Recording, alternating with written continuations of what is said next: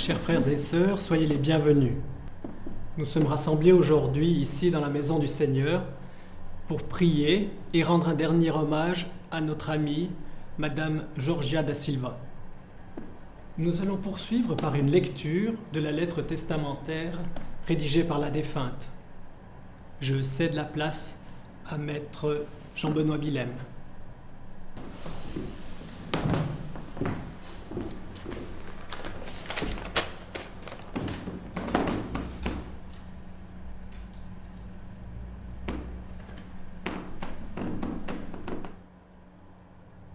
Me voici sur le départ.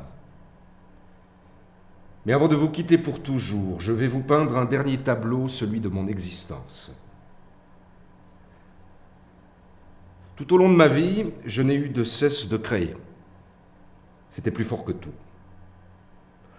En moi vivait un désir ardent de dessiner, peindre, sculpter, écrire et jouer sans m'arrêter. Tout m'inspirait et un rien me suffisait.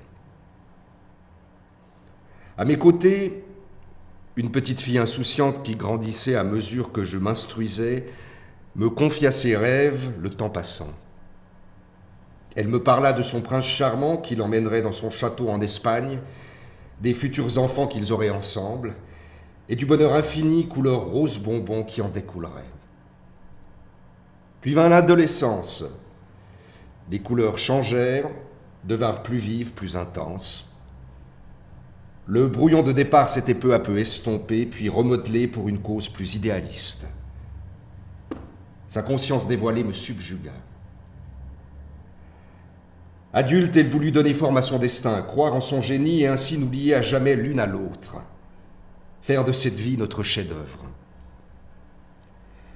Comme l'avait découvert Nietzsche avant moi, un jour celui qui crée chercha pour lui des compagnons et des enfants de son espérance. Et lors il se trouva qu'il ne pouvait les trouver à moins que lui-même d'abord ne les créât. Créer, c'est vivre deux fois. Deux entités mobilisées pour une seule passion, l'expression. De mon vivant, je n'ai pas eu la reconnaissance que j'espérais. Je ne suis de loin pas la seule. La postérité ignore l'art.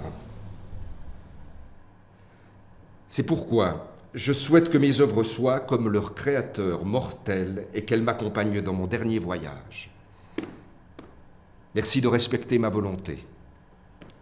Longue route à vous, tendrement, Georgia da Silva.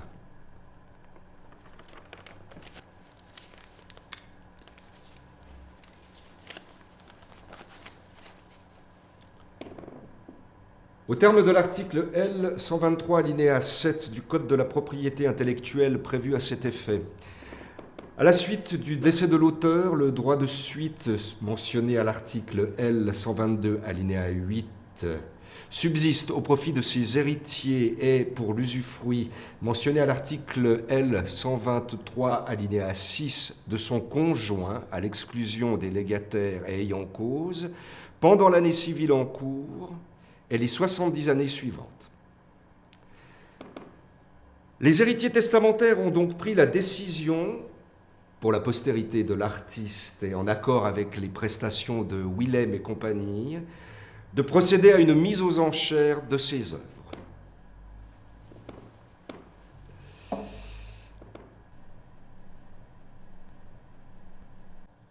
Nous commencerons cette vente aux enchères par cette magnifique statue contenant les cendres de l'auteur, dont la mise à prix a été fixée à 12 600 francs. 12 600, merci madame. 12 600 au fond.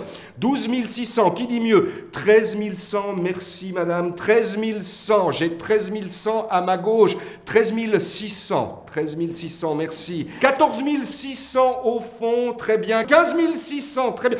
16 100, merci madame, 16 100, 16 100, qui veut s'engager à 16 600 francs? 16 600 francs au fond. 18 100, merci mon père, merci beaucoup.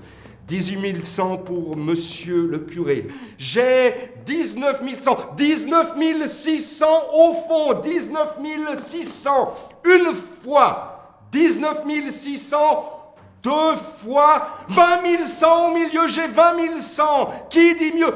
20 600 pour Monsieur Favre. J'ai 20 600 pour Monsieur Favre. Une fois.